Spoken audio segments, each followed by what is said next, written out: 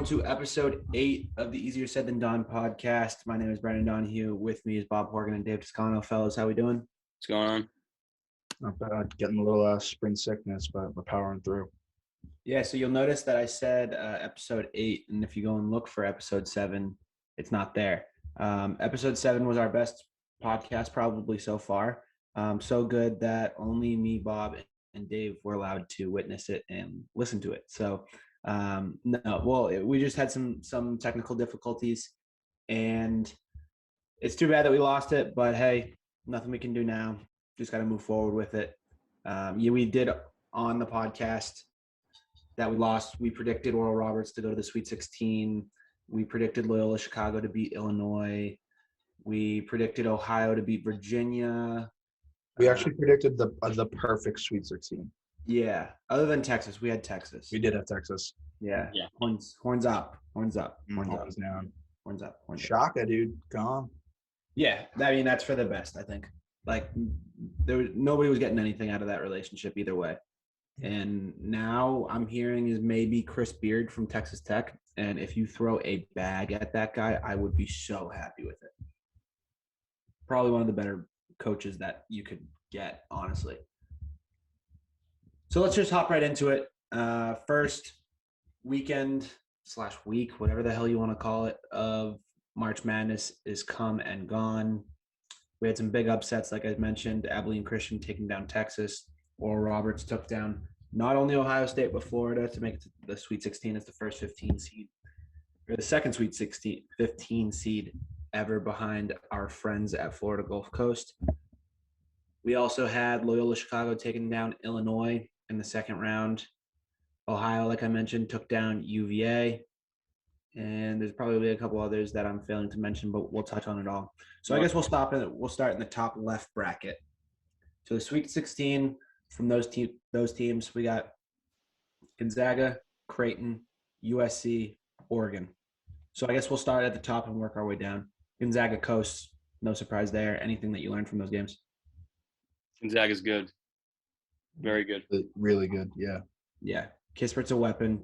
If they can figure out how Timmy can be 20 points every single game, he'll be a weapon. Just like I think he was a complimentary piece. I don't think he has been one of the better players in the team the entire season, but to get 20 plus out of him in a game is a huge plus. And to not even need that much production out of Suggs until late rounds is huge for them too. And to cover that spread, I believe it was 15.5 over a good team. 15.5 is huge for a good team, and they covered it, I believe, if I'm not wrong. Yeah, and then they're playing Creighton. So Creighton took down UC Santa Barbara. A little bit of a scare there. Santa Barbara was giving them a run for their money for a little bit, and then they beat Ohio, who beat UVA. But, nonetheless, pretty unconvincing from Creighton so far. I think you could say that they're probably a lot of people have them ranked as the worst team remaining in the tournament. That being said, 14-point underdogs against Gonzaga, they'll either cover that pretty comfortably. They probably won't win, or it will be a 30-point loss. Yeah, Creighton's got a kid from Massachusetts, Marcus Zagorowski. He's legit, but there's not enough. I mean, they have to play the perfect game to even have it. Even if they play the perfect game, I just don't see Gonzaga losing. Yeah, no, I think so too. And then the next game we have, or the next team in the Sweet 16, we have USC, who took down Drake and then took down Kansas pretty convincingly. Just kind of another bullet into the tough season that the Blue Bloods programs have had this year. Third worst Kansas loss in the last 30 years, losing by 30 points. Just not a great Kansas team this year, not what we're typically used to seeing. Not a 3 seed. But Evan Mobley is really good. He's really good. And we'll talk about it afterwards, I guess. You're not going to say what I think you're going to say, right? No. Maybe no. Nope.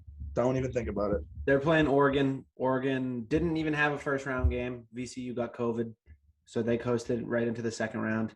And then Oregon plays Iowa, takes them down like convincingly. Luka Garza's in tears after putting up 36 points. I mean, like he's not a likable guy, but I felt bad. Yeah. That post-game presser was sad. Yeah, and like he has like a top 5 punchable face in college basketball this year. Dude, the worst nose. The worst nose. I mean, the fact that like none of them were hitting threes, and that's like how they've won their games this year. Is like, okay, like 5 minutes in, you're like, this isn't going to be pretty, is it?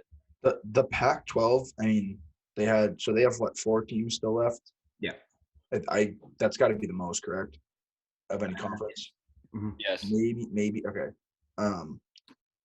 Don't look dominant. They like those 2 games. I mean, man, Oregon looked fucking legit. Yeah. I think Oregon was supposed to be like they were top 15, and I remember they didn't play like a lot of games early. They had a COVID thing like before it was even like a thing in college basketball. And I think then they had two weird losses in the Pac-12 somewhere. Like, I don't think it was right after they got back from COVID, but like 2 weeks or so after they got back from COVID, and then just started streaking going into the Pac-12 tournament, and then lost, I think, to Colorado. I'm pretty sure they had a couple injuries, and then they got full strength towards the end. I gotta take. Could that Oregon USC game be the game of the weekend? I think you could make a very strong, or for the of the Sweet 16, I guess. Of this, sorry, of the Sweet 16, yes. Yeah, no, you could make a very strong case that it is. I mean, that's going to be a really, really good game, and they've already played 2 times, 3 times, at least twice. Twice, I think. I mean, both teams are just really, really entertaining to watch. Mobley's really good. Oregon's just they're always a good March team. Yeah. Especially the last like 7 or 8 years, they've always had a good program. I mean, Gonzaga's probably still going to walk out of this region even easier than initially thought. But I think USC can give them a game if they can limit the outside shooting, because Mobley, I think, is a lot better than Timmy is. See, I was gonna go with Oregon. You I think? think they kind of have a similar, like Gonzaga's kind of got like their 4 guard, whatever you want to call Kispert. Those 4 dudes, Suggs, Ayayi, Nemhart, and Kispert. They're kind of all like interchangeable. Suggs is the one, but like those other guys can kind of play like that 1 through 3 role. Yeah. And then Timmy's more of like a 4, maybe a 5.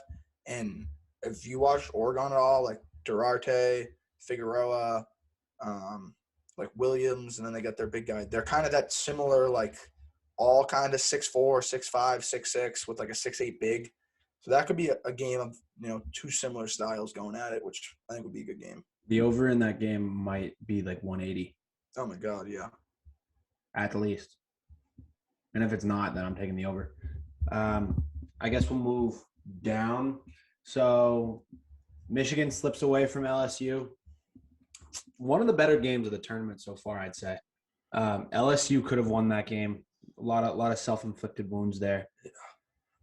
I mean, that it was a popular upset. I know a lot of people, including some people on this podcast, were on LSU money line. Yep. So that was a tough game to see, but I mean, I think it was also like Michigan was like, all right, like, hey, give us a little bit of respect. We're a 1 seed still, And then they're going to be playing Florida State, who just took down Colorado after Colorado absolutely wiped the floor with Georgetown. And I think that was more of the Pac-12 Colorado that I was expecting to see than the Colorado that wiped the floor with Georgetown. I was really expecting the Pac-12 to shit themselves, for lack of a better term, in March. But credit to them, the conference in general has performed. But the story is Florida State getting to the Sweet 16 here. I think they can cause them a lot of problems. I still think Michigan's going to win this game after I saw them play against LSU. Yeah, I mean, one player, I think Levers got injured, and then everyone started to kind of hop off the bandwagon. But as you said, they're still a 1 seed. And I also wanted to mention the Pac-12 too. I mean, we definitely – I know I did sleep on them at least going into the tournament. And I think it just all goes back to like how strange this season was with non-conference and like people not playing each other, lack of non-conference games.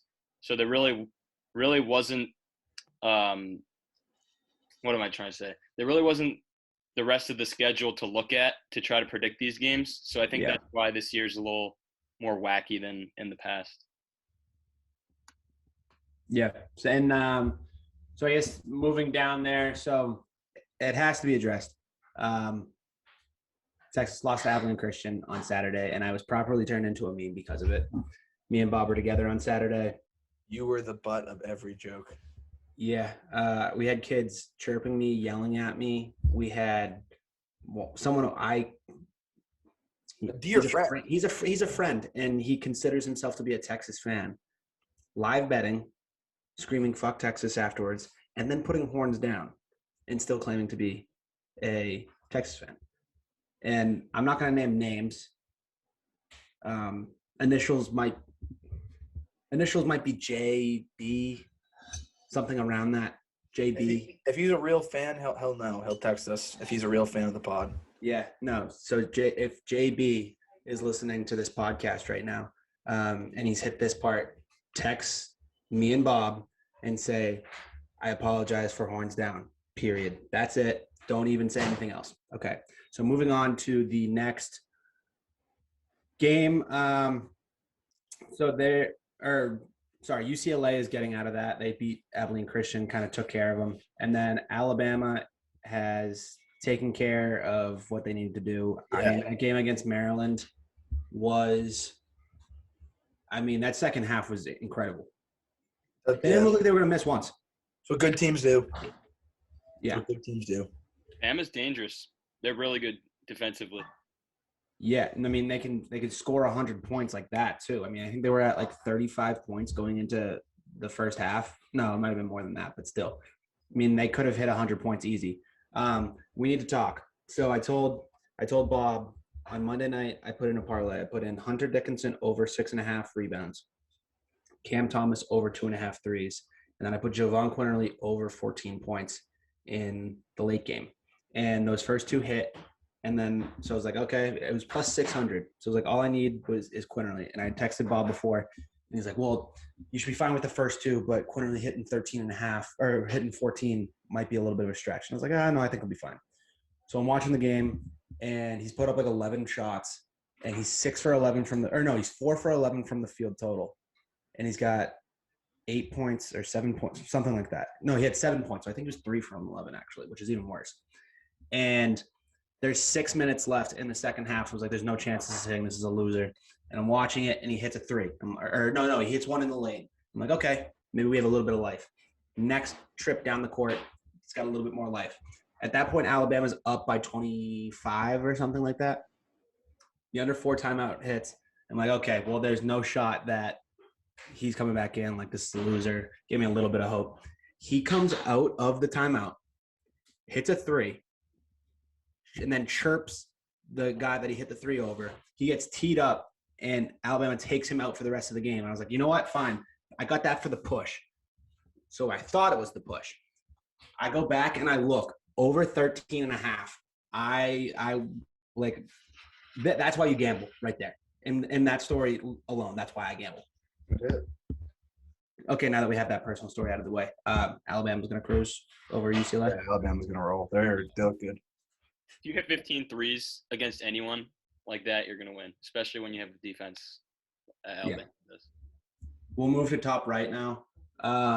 So Baylor, I think we slept on Baylor. And we were so focused on how not good they were coming out of the COVID break to really fail to recognize how good they were before. And if they got a couple wins under their belt and the momentum they got, maybe they might be a force to be reckoned with. I mean, yeah. They got the perfect like March kind of. You got a stud guard, and then you got like a couple other guys who, when needed, can like get a bucket whenever. You got a couple like solid bigs that can kind of do a little bit of everything, and then you get some shooters. That's your recipe to success. Yeah. and I actually sneaky like I've talked about before. I liked Villanova this year. When Gillespie got hurt, obviously that changed. Also, Villanova should have Javon Quinley, so he should be their starting point guard. But that's a different story. I weirdly wouldn't like if Villanova came out and blew Baylor out of the water somehow. I don't see this happening at all. I see Baylor kind of rolling comfortably. But if Villanova somehow went out and won by like 15, I don't think I would be shocked in the least bit. Oh, I would. Like even if Villanova made like a Final Four run, I wouldn't be surprised Really? at all. At all. Yeah, I mean, I don't know. I think it's like something to be said for like having an established program and just being like knowing how the road goes and how like you've been there before and being able to play in the moment. But I think just Baylor's better than them right now. Yeah. Anything else, Dave? Anything? No, I don't think I slept on Baylor, for the record.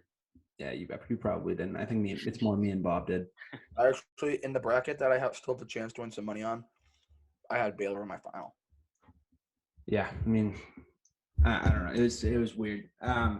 So going down to the bottom part of this region, Arkansas came out. I think we all.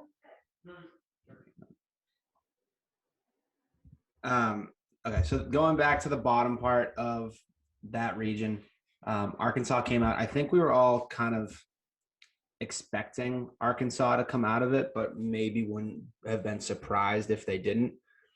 And I mean, it was easy. Like, I don't think they were really like they had a little bit of a scared in the first half of that Colgate game, and then after that, like it was smooth sailing. Craziest part with Arkansas was they were like 2-point underdogs against Texas Tech, and I was just like, I liked Texas Tech, but I just think they were two completely different styles, and they kind of played Arkansas style, and that's once you play the other team's style in a tournament, you I'm gonna can't. be completely honest. I don't even remember that game happening. It was late Sunday night or Sunday. I have no recollection of that game happening. I know I took it and I won money on it, so that's the reason why. Okay. Sunday, I think it was like the 8:45 game on Sunday night, and it was one of those games where like, damn, I've watched some good basketball all week. Like, Yeah. I really don't care to watch this game, but like I know that like they're gonna win. Was it like right before the Oklahoma State one? Yeah. Okay.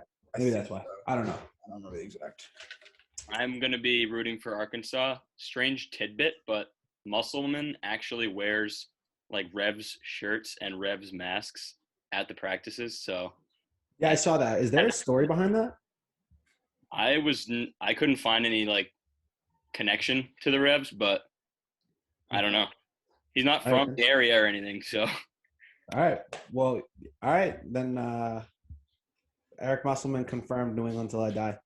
And then, Oral Roberts beating Ohio State, beating Florida. I was in Keene watching this game in a bar in Keene. Dwayne Washington couldn't have done more to contribute to the Oral Roberts loss.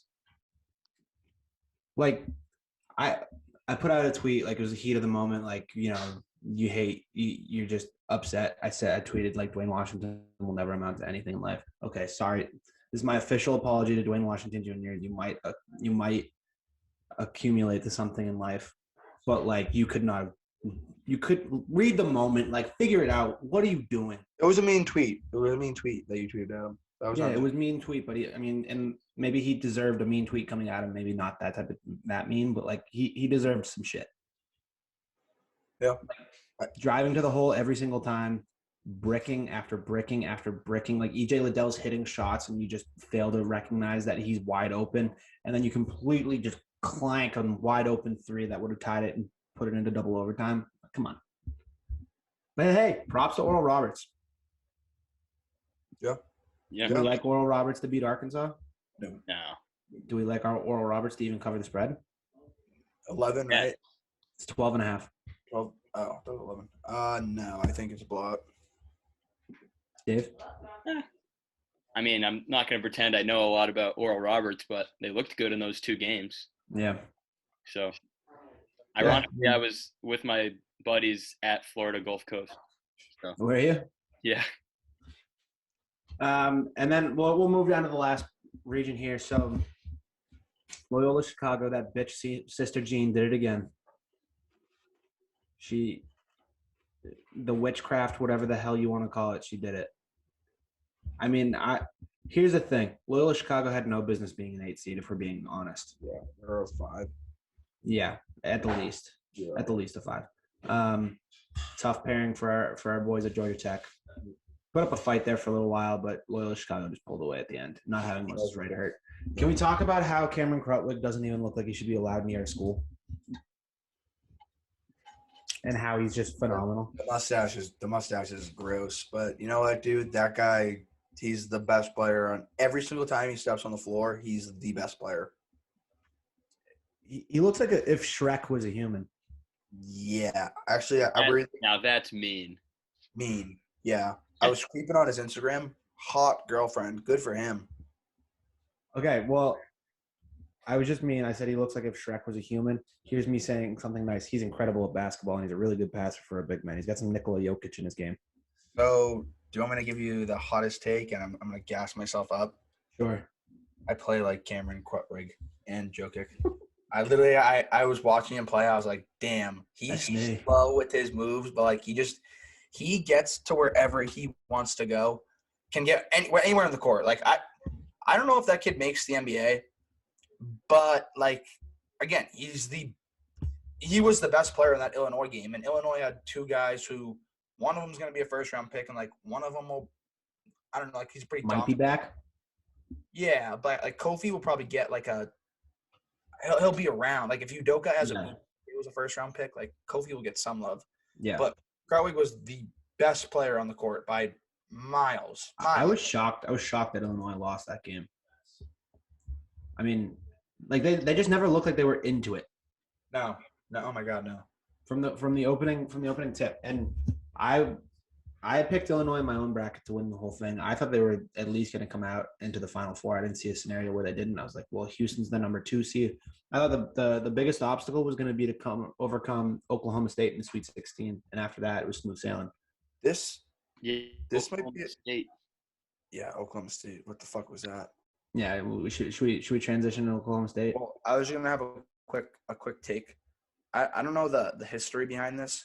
I would love to see the teams that win their major conference tournament the weekend before, how they do in the tournament. I just feel like find a stat on that somewhere. I just feel like it puts think you're just playing extra games. Like, I mean, eventually it gets into your legs. Like, eventually it does.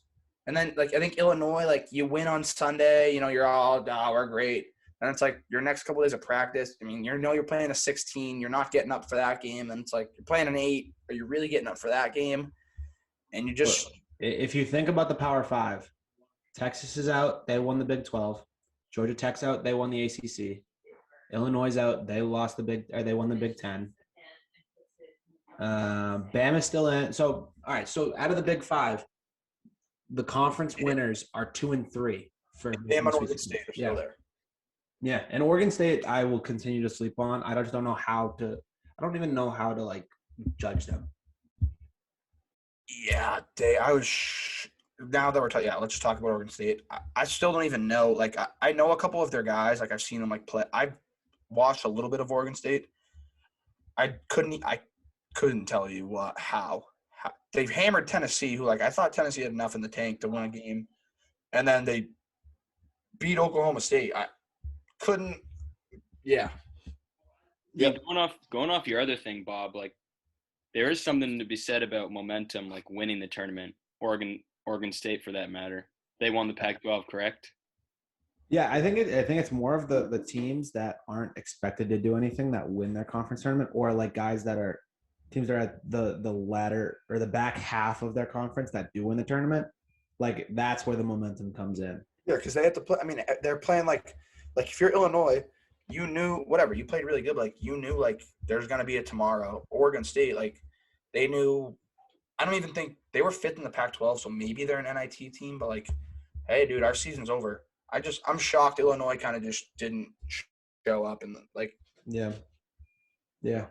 And then we'll go down to the bottom half of that region, the last half of the regions that we'll talk about. Cuse, Buddy Boeheim. I mean, you called it, Bob. They're a problem. Buddy can shoot, bro. He can shoot. You ready for this? He's a junior. Is he gonna come back? Do you think? I mean, dude, I don't know about now. I don't think his stock will never be higher. I don't think his stock changes though. Like worst comes to worst, he's a high level 3-point shooter. Like that plays in today's game. Yeah. No, I think there's Great something to be said for performance. that. So What was that, Dave? I said that was a great performance. He was hitting everything. Oh my God, he was Dude, the one with 1 second left on the shot clock, and he just threw it up, and it was nothing but net, like actual water. We talk about this sometimes, like when we're watching games. The shot making like levels of these good players in college, like obviously in the pros, it's even more incredible. But like every time the ball left Buddy Boeheim's hand, I was like, that ball, like I'm shocked he doesn't shoot 100%. Shocked. Yeah. Like No, every time I think every shot's up. And this is the point in the podcast where if Matt McCallick is listening to this pod at all, fuck you and fuck the 2-3 zone. And I will continue to sleep on it just because you pick them to advance every single year. That's all I have to get off my chest. I know he's probably not even going to listen to this part, so it doesn't even matter.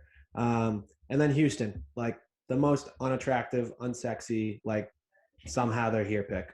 Yep, they're going down tomorrow, so it doesn't matter. You think? Yes. Yep. I was going to You say. ready for this?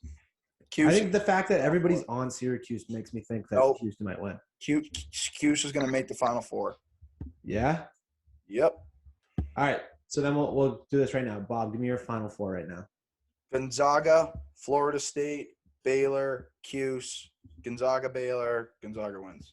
Dave? Bama, Gonzaga, Baylor, and then bottom right. Remind me, who else is in the bottom right? Loyola Chicago, Oregon State, Cuse, Houston. Fuck it. I'm going with Cuse also. I don't believe in Houston at all. I'm shocked that they beat Cleveland State. My Final Four. You say you're shocked that? Oh my God! Well, in the maybe I shouldn't have brought this up, but I did pick Cleveland State. So I picked. Yeah, but they didn't cover. I picked the worst 15 seed. If only I didn't score Roberts. And then I'll say my Final Four will be Gonzaga. You know what? No, I'll say Bama, Baylor, and then I think Loyola Chicago comes out. Like they're still that team. There's something to be said for having been there before. Like I said with Villanova or about Villanova earlier, even though I don't think they're gonna go far. Krutwig against that Q zone. Ooh. Yeah, he's gonna be a weapon. He's gonna be a weapon.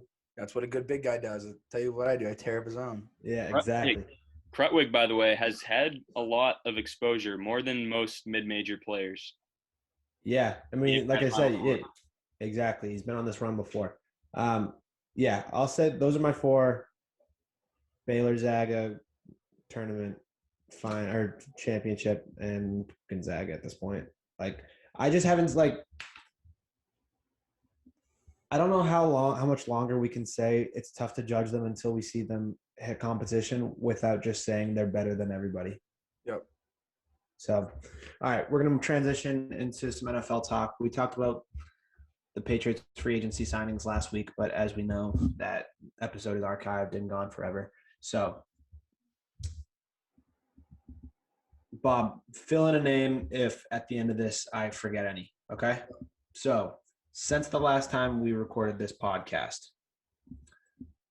Nelson Aguilar, Kendrick Bourne, Hunter Henry, Jonnu Smith, Matthew Judon, Jalen Mills, Henry Anderson, Good Godchow, Devon Godchow, Raekwon McMillan, Lawrence Guy's back, David Andrews is back, James White is back, Trent Brown, we got Trent Brown we have acquired. Like, this is a completely different team.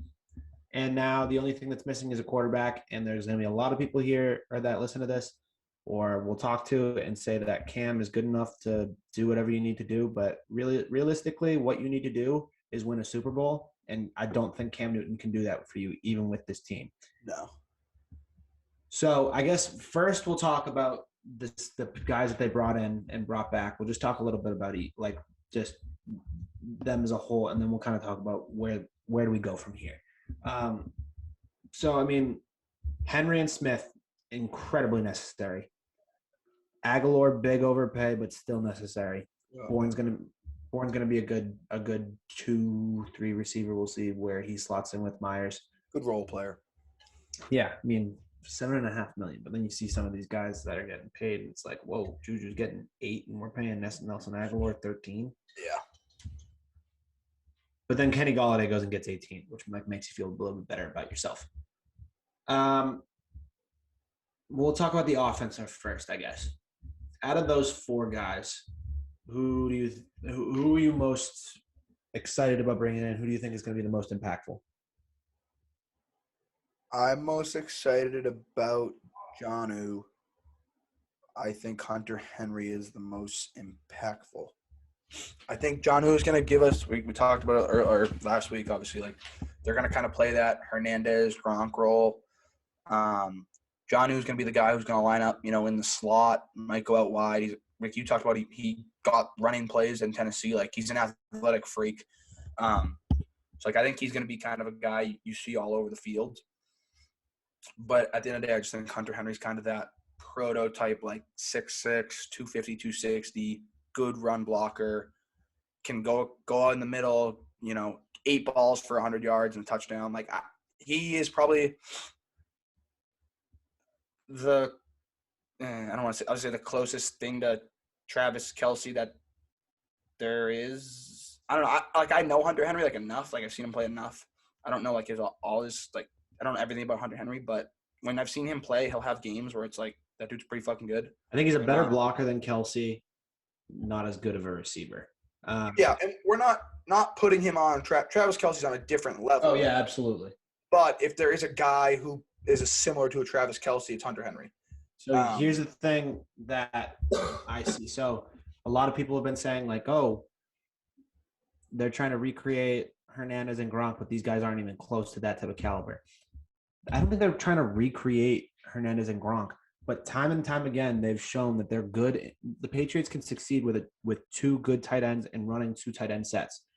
Before Hernandez and Gronk, there was Daniel Graham and Ben Watson. After Hernandez and Gronk was Gronk and Martellus Bennett. Time and time again on winning Patriots teams, they've had 2 solid, dependable tight ends, and there's a lot to be said for that. So, and then the 2 receivers I'm not as excited about Aguilar as I think I am about the tight ends. Aguilar, we said he was second in the NFL last year of touchdowns over 20 yards. And that's well and great. I just don't see how that fits in with the Patriots, considering you have a quarterback who can't throw 20 yards. So we'll see there. Kendrick Bourne, I know you're a fan of. Yep. And then we'll address the defensive side of things. So they bring in Devon Godchow. We brought back Kyle Van Noy. We forgot about that. Yes, Kyle Van Noy, Matthew Judon, Jalen Mills, and Patrick Chung retired. And then we also brought back Lawrence Guy. So I think the 3 most impactful, I think, will be Judon, Van Noy, and bring back Guy. Losing Chung hurts, but then it's Jalen Mills. Them signing him makes a lot more sense. Now you got kind of a seamless fill in here for a guy who can pick up some of the slack that Duggar won't be able to take on right away. But I think, and David Andrews is the man. You're getting paid $1 million in salary over the next 2 years. Talk about a team guy. He's going to be a Patriots Hall of Famer one day, no doubt. So I think they've put themselves in a position here where they have probably a top 5 defense in the league. And the offense has potential to grow, but I don't know. There's definitely a ceiling on that offense with Cam Newton behind center. So here's the question. When we were recording today, about 2 hours earlier, the San Francisco 49ers traded 3 first-round picks, including this year, and a third-round pick to move up to number 3, presumably to take a quarterback. But they're saying that Jimmy G is unavailable and that he's going to be their quarterback this year. A, do you believe that? And B, if you don't, is Jimmy G going to be a Patriot Bob? So I think the plan is Jimmy G is your quarterback this year. Is San Francisco's quarterback this year. I think he is under center. I kind of think it's like, kind of like in the past, like I feel like every quarterback that gets picked, unless you're like we know Trevor Lawrence is going to step in day one and be the starter. Like we knew Kyler Murray was going to step in day one, but a lot of the times if you're a top quarterback, I think it's been proven that it's a little bit better to have him sit for a little bit. So it wouldn't shock me if they take, a Trey Lance or Justin Fields, a guy who might be more of a project, and you let him sit for 1 year behind Jimmy G, and then next year you move on. So, yeah, I think Jimmy Garoppolo is in San Francisco. Could I see him coming back to New England next year? Yes. Not this year. So for me, I think it's Jimmy G is going to be in New England this year, or he's not coming in New England. I just can't see the Patriots just waiting around and being content with a guy. Jimmy G has a ceiling too, if we're being honest. Yep. But his ceiling as a quarterback, I think at this rate in his career is much higher than Cam's is. So I don't see the Patriots wasting a year of a very well-built team with a lot of new weapons just for a guy who elevates your potential just a little bit more. I think if Jimmy G's not coming this year, they're going to have to get creative with things. And whether that's trading up and like if you have to trade up and get Mac Jones, if you think that's your guy, then you have to do it. And I'm not super enthusiastic about it, but hey, you don't really have many other options. And I also should say that I think that Jimmy G is also staying in San Francisco, and I also expect San Francisco to draft Justin Fields because I think that they could have traded into 4, 5, 6, 7 and still got Trey Lance. I'm not sure you can say that about Justin Fields. Justin Fields is, in my opinion, he's the second best quarterback in the draft. And I will on the record say that I want him on the Pats, but I just don't think it's going to happen at this rate. So, I mean, at this point, Cam Newton's your quarterback. And worst case scenario, Cam Newton's your quarterback, and you get somebody who can really help out in a different part of the team at 15. Like, you're going to get somebody good because if people are overpaying for 5 quarterbacks in the top 10 before you, that's going to have a top 10 talent slide to you. And the name that I keep seeing is Micah Parsons. And if that's the guy that's going to lead your linebackers for the next 12 years, then you're all right. Can I throw a little tidbit here? I don't know if you saw what I tweeted yesterday.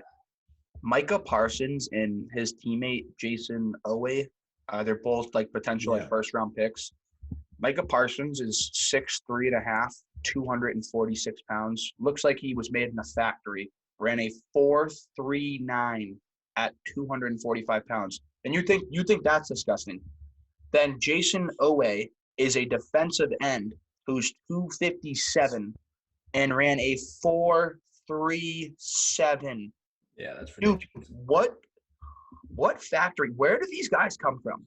Like, how many guys? The crazy part is if Parsons is there at 15, like he's a top 5 pick any of the league. Oh my God, yeah. And like I think a lot of things help that like it could happen too is like there's 3 top of the line receivers that are there and Kyle Pitts in front of you. There's 2 O-line like tackles, and tackles always fly off the board early and often. Like there's potential. I would be fine with Micah Parsons. You take Micah Parsons, you just find any way to get him on the football field because he's big and fast. That's how you win in the NFL. Yeah. Big and fast. I mean, yeah, we'll get more into draft heavy stuff in the next coming weeks with the draft approaching in less than 4 weeks now, or 4 weeks from Sunday. Basically a month, yeah. So we'll move into a little bit of Celtics, just brief here. Trade deadline yesterday. Talk all week, Aaron Gordon. Talk all week, Aaron Gordon. Talk all week, Aaron Gordon. Oh, the Celtics are in on Aaron Gordon. Pinch me if you've heard this before. Celtics are in on a guy that would really help and won't pull the trigger because Danny won't get rid of a first-round pick and a young guy. Then they go out and trade for Evan Fournier. I like that. Yeah, you get him for 2 second-rounders. You got him for basically nothing. That's nice. He just, like, Aaron Gordon raises your ceiling a lot more than Evan Fournier does, and he fills a need way more than Fournier does. And we did need more shooting. I get that. Fournier helps. I'm not saying he doesn't. Aaron Gordon would have been a perfect fit in Boston. See, I'll play the devil's advocate here, or Okay. the other role. I think Fournier was a much bigger need. We were looking at it yesterday. His stats this year, he's averaging 23 and 4, so 20 points, 3 rebounds, 4 assists, and he's shooting 39% from deep. Tell me that and he plays like all right defense. Tell me that's not what we need. We need a wing scorer off the bench who can come in and hit the three. That's what Aaron Nesmith should be, but he's just not. He's just too young. So, question for you: with Fournier now, would you consider the topic that we talked about earlier, or a couple weeks ago, which is starting Smart at point guard and Fournier at shooting guard, and then bringing Kemba off the bench? Would you consider that? Yep. Do you think they will? I think you, man. See, this is my thing. With the Celtics now looking at we'll talk about in a little bit like their buyout guys potentially, but I think right now if you were playing in a big time game, your lineup is, Jason Tatum's on the floor, Jaylen Brown's on the floor, probably Robert Williams is on the floor now, and I just think Marcus Smart is a lock to be on the floor. Would you rather have 6'7" Evan Fournier who's averaging 20 points, having a career year? I know he's in Orlando, so they kind of suck. So it's like, the stats might be skewed a little bit. Who he's having a good year, shooting it well, or do you want 5'11" Kemba who's struggling? Yeah. I know Kemba's been an All NBA guy. It's a 6'7" wing who can shoot it. There aren't many guys in the NBA that average 20 points. And when you get a guy that does that, I don't think you get worse. Yeah, no, I agree. And it's just I don't see Brad doing that. But I will say Fournier helps. You could have upgraded, maybe you can play a small ball lineup and have Gordon guard the 5 if you brought him in. Unfortunately, he's in Denver now. You also lost Daniel Tice in the process, which is kind of seems like a step back, honestly. Would you rather have Tice or Fournier long term? If you can keep him, definitely Fournier, but I don't know about this season how much losing Tice helps you. I get it. Daniel Tice shouldn't be taking that last 3 wherever the hell he was, or was that Milwaukee the other night where he missed it? Yeah. But you've now put a lot of trust into the hands of Robert Williams. You're probably going to see him getting an uptick in minutes. You're putting a lot of trust in Tristan Thompson, who's been okay, not great. I mean, we'll see. Yeah. It can't be worse than they've been the last couple of weeks. Yeah, I'm a known Daniel Tice guy. I was sad to see him go. We talk about the Patriots though. With Daniel Tice, there is a ceiling, and I think we saw it last year in the bubble. I think our ceiling was that Eastern Conference. Daniel Tice can't cover Bam. Yeah. I don't know if Robert Williams can, but I know Robert gives you a better chance. Yeah, Robert Williams pushes our ceiling up. Our ceiling's higher with Robert Williams. Do you think Mo Wagner or Luke Cornett play more than 10 minutes a game? Wagner's interesting. I wouldn't. He could be a score. He's a scoring big. Need a bucket. But I don't see good bench guy. Yeah, I mean. Yeah. Well, I guess kind of leading into it. Do you think we get Andre Drummond? That's one of the rumors. I would. I mean, you kind of need him. You need him more than the other teams that are out on him need him. Yeah. I hope I'm not overly optimistic, but I hope. I'll put it at that. Yeah. So you would get him for you get him for basically a rental, right? Yeah, for the rest of the year. Why not? Whatever. Robert Williams is gonna he's already. I feel like he has a role enough where it's even if Andre Drummond comes in tomorrow, Robert Williams is still gonna play 22 minutes or whatever. Does it really set you that far back if for 25 games Robert Williams only plays 20? Yeah. No, I agree. So yeah, that's our brief little Celtics talk. we're going to transition into some U.S. soccer talk and then finish with some gambling. So international window, big for two reasons here. So first one being you got the U.S. team, the senior team together for for the last time until we get pretty much nothing but competitive games for the next year and a half. And then you have the U23s trying to qualify for the Olympics. So I think I've mentioned it in past podcasts. I'm not sure if I have. Um, the Olympics for soccer, the entire team has to be under 23 years old. So the team that qualifies can only be under 23 players. And then if you make the Olympics, you get 3 overage players for the roster. Uh, the U.S. at this point finished second in their group, so they advance to the game that they need to get to, and they need to beat Honduras on Sunday to advance. If they win that game, they advance to the Olympics, and then they would play in the CONCACAF Championship just for the title. So, Dave, which one do you want to start with? You want to start with the senior team or the Olympic team? I think more important would be the under 23s for the Olympics. Yeah. So they beat Costa Rica and the Dominican Republic and then lost to Mexico, but still advanced, get the top 2 in their group. Kind of a weaker roster just because teams don't really let a lot of their players go and play in the U23 camp just because it's a longer camp than just the normal window would be.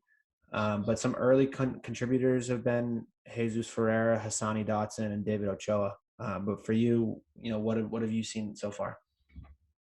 Yeah, I mean, I don't think the Mexico loss is necessarily that important. It was good to see. I know Dominican's not really good competition, but it's good to see them getting out there and scoring a bunch of goals. Costa Rica, I was on a plane, so I couldn't really watch that.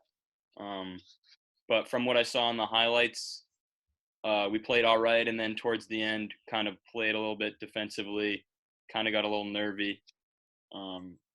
Yeah, so the Costa Rica game, a lot of chances early, finally put one away, and then it kind of got nervy towards the end.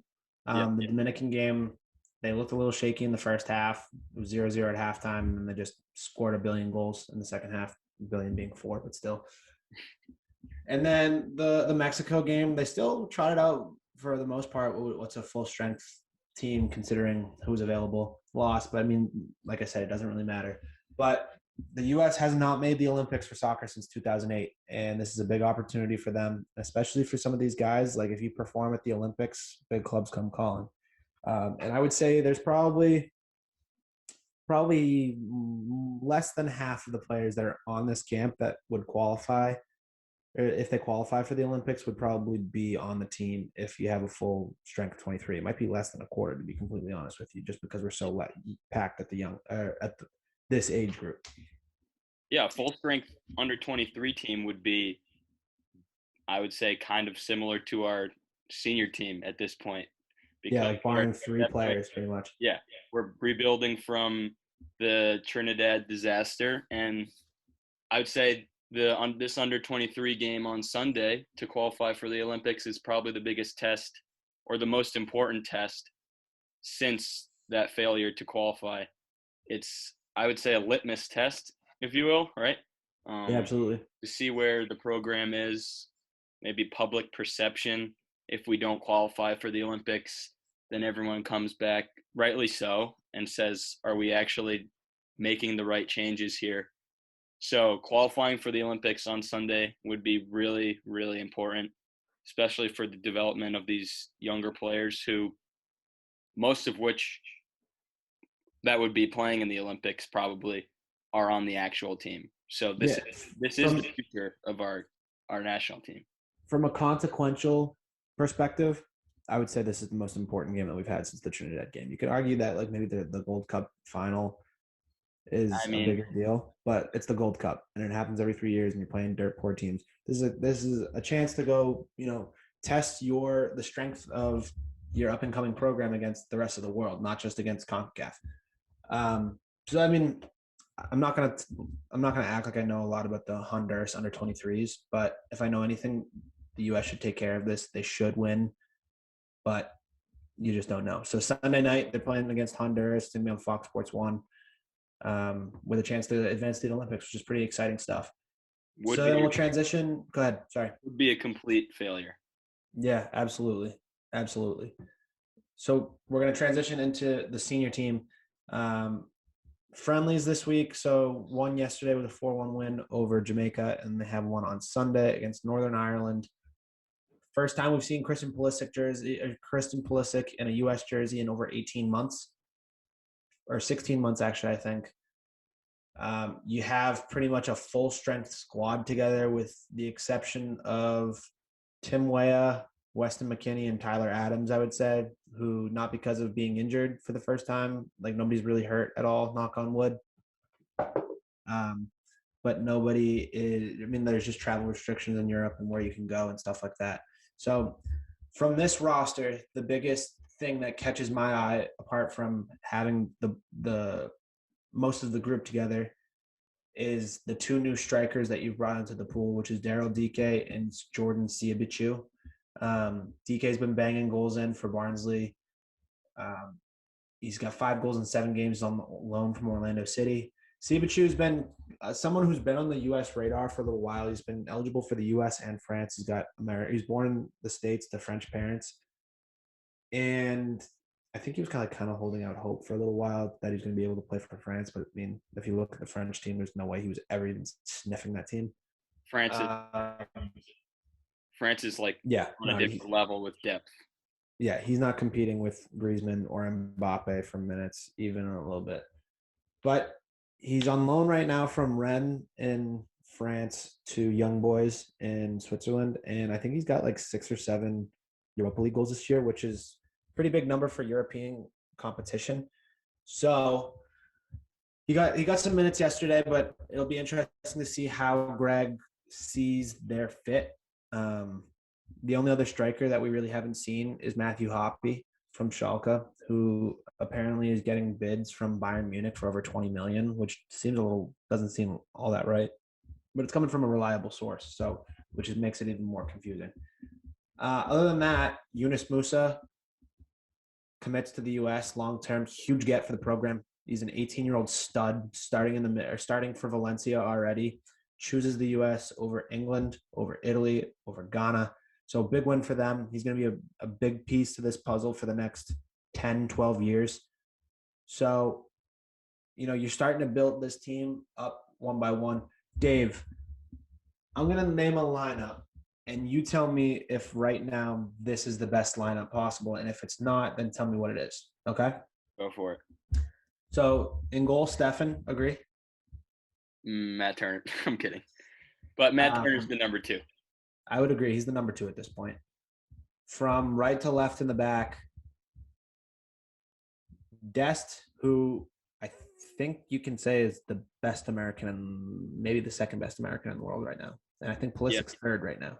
And I think Dest showed he can play left back. Yeah, which is huge because we have depth on either side now. Yeah. So Dest at right back. That right center back position is going to be probably one of the bigger storylines over the next year and a half because you've had Chris Richards emerge. Aaron Long's a possibility. You have guys like Mark McKenzie. There's a bunch of different guys here who could fill in. Mark McKenzie's not on this roster, but both Richards and Long are, and they both played a half with Brooks, who's going to be the fill-in shoe-in starter at left center back. So I guess the question is, who's your right center back? For me, it's Richards. I would go for Richards, especially because it's for the future. Aaron Long he's good. He's just a little bit on the older side, and he's not really.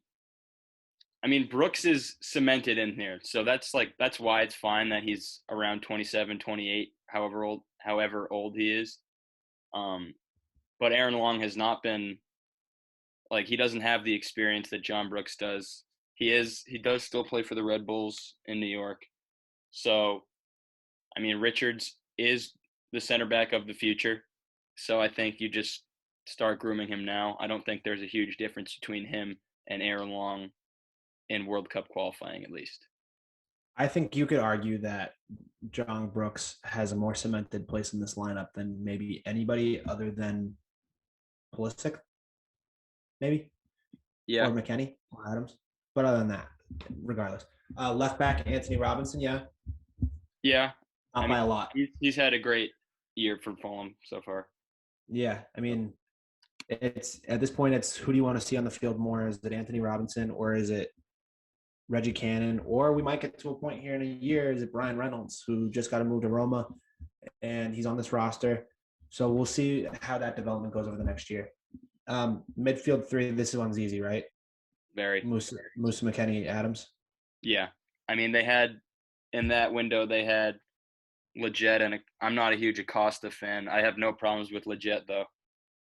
I mean, the Twitter warriors are all over him just because he plays in the MLS, but yeah, no, same thing with Acosta. And I actually thought Acosta played really well yesterday. Yeah, I wasn't talking about yesterday. I was just talking about he reminds me of one of those rolled on trap guys that Greg loves to call. Yeah, no, I agree. And then this is probably the most attacking depth that I can ever remember the U.S. having in quality guys. So on the wings, conceivably, you could see starting over the next year. So on the wings, Weah, Conrad, Pulisic. I think Aaronson's a winger now. No? He can play wing, yeah. He's been playing there for Salzburg, and that's where Greg played him yesterday on the left wing, and he played really, really well. Mm-hmm. I'm missing a couple. Jordan Morris, if he gets back healthy. He will. That was a tough break for him. Yeah, maybe Ulianas. We'll see what happens there. And then striker, you have Zardes, Sargent, DK, Sivachu, Soto. I'm assuming that he'll probably start to get integrated with the first team towards the end of next year, or towards the beginning of next year. And then I'm missing one that I was just going to talk about. I don't know. It'll hit me at some point. I don't even think Josie's in the picture at this point. I wouldn't be opposed to seeing him brought into a camp, but I don't think he should be, but I can definitely see them if we in qualifying or if we qualify for the World Cup, being like that veteran guy that just sits on the bench, maybe comes in like 85th minute. Oh, this is the other one that I was going to mention. The possibility of maybe Fuller and Balogun from Arsenal being brought in. I don't know how realistic it is, but who knows? Hey, ride the wave. I mean, you've got we mentioned that 80% of this roster is under 23 anyways, so I think that probably had to do something with getting Musa to join. You have all these young guys. I think one of these days we'll do a podcast. Maybe before. I don't know. We'll figure it out when it will be. Maybe right before World Cup qualifying. We'll just actually break down the roster and just teach Bob about what we got here and what's being made here. So all right, that is the soccer show. We're gonna wrap this up with some gambling, and then Dave's gonna give us something to ponder, and then we'll get out of here. So one quick thing. Yeah, absolutely. Tajon Buchanan's going off for the Canadian under 23, and Kessler got 2 starts for the U.S. So go Revs. I don't know how much longer we're going to see Tajon Buchanan in a Revs jersey if he keeps playing like that. All right, relax. After he leads us to an MLS Cup this year, then he can go for Yeah, he's my candidate for breakout player of the year, best 11 kind of thing. Let's hope. All right. I don't even my picks were not good for March Madness. But hey, if they weren't recorded, did they even count? So who knows? You did post them out on Instagram. Yeah, but whatever. Yeah, 1-7, but the futures don't count. And so I was 1-3. So who cares? I also did tragically. You can just hear the depression in our voices just talking about that. Bob, what'd you do? 2-2? Oh, I'm my daily my first round games. Yeah, 2-2. You won Q's, lost Wichita State. Won LSU, lost Virginia. Got it. All right. Let's just hop right into this week's picks. Anybody want to go first? Yeah, I'll go first. All right, go ahead. Probably a light weekend pick-wise. I think I'm going to go with 3 or 4 Sweet 16 games. Maybe we'll throw out we can do this on Monday or Monday morning. We'll throw out an Elite 8 pick. Yeah, absolutely. On the Instagram. Plug the Instagram. Yeah, at A Word from Don. Yeah, so I got 3 picks this week, or 2 minimum, not 3. I'm taking Syracuse money line against Houston. It's plus 215. I like the Orange men. I think there's something about him this year. Buddy's got the swagger. I like Florida State plus 120 against Michigan. I like the Seminoles. I just think they cause too many problems. They got everything. Big, small. You want to play 5 guys, 6, 7, they can do that. And then I'm going to take Oregon plus 108. They've had USC's number twice, which I usually go against that. I usually say if you've played a team twice and you beat them, the third time the other team's destined to beat you. But I think Oregon, just the way they looked against Iowa was different, and they were kind of hitting on all cylinders. So those are 3 underdog money line picks. You can take the spread, but there's more value in the money line, so I'm going to roll with that. And then I have one.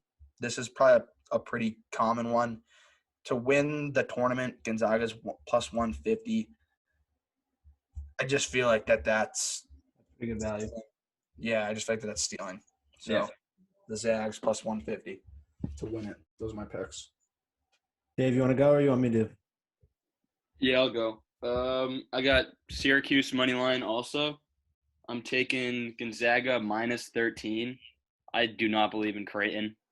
As you mentioned, they're arguably the worst team remaining, other than Oral Roberts on paper, I suppose. But Oral Roberts is on a tear, so maybe not.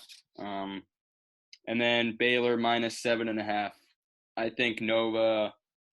We're just waiting for Nova to lose at this point. I think they're going to lose by like 12. Write it down. Yeah. Is that it for you? That's it. All right. So I actually have 5 picks. So I'm taking Creighton. I'm going to take the Creighton Gonzaga over 157.5. If Creighton wants to stay in that game, they're going to have to score points. Gonzaga's probably going to hit at least 85. I think Creighton could probably pick up the rest. Gonzaga could even hit 100. If they hit 60 and Gonzaga puts up 100, that's just my logic in my brain thinking it makes sense. We're going to go with it. My next pick is going to be Baylor minus 7 also. Like I said, Bob thinks that he wouldn't be surprised if Nova came out and won. I don't see Nova being able to keep up. Like they got their first 2 games were just kind of bunnies, to be completely honest. Like North Texas was a gift. Gross games. Yeah. So that's mine there. My third pick is going to be Bama minus 7 over UCLA. UCLA has had a nice little run, but I think if Bama's hitting shots right now, and when Bama hits shots, they're tough to beat. So that's my third pick. And then we're going to go a little bit of international soccer. Like I said, we got the international window going right now.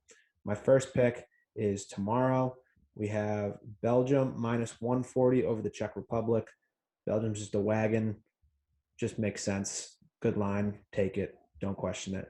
And then my second one is going to be – I just lost it, so hold on one second. I second the Belgium pick, by the way. Do you? Who's even on the Czech Republic? The only one I can think of is Suchek from West Ham. Can you think of anybody, Dave? No, I can't. Yeah. All right. Here we go.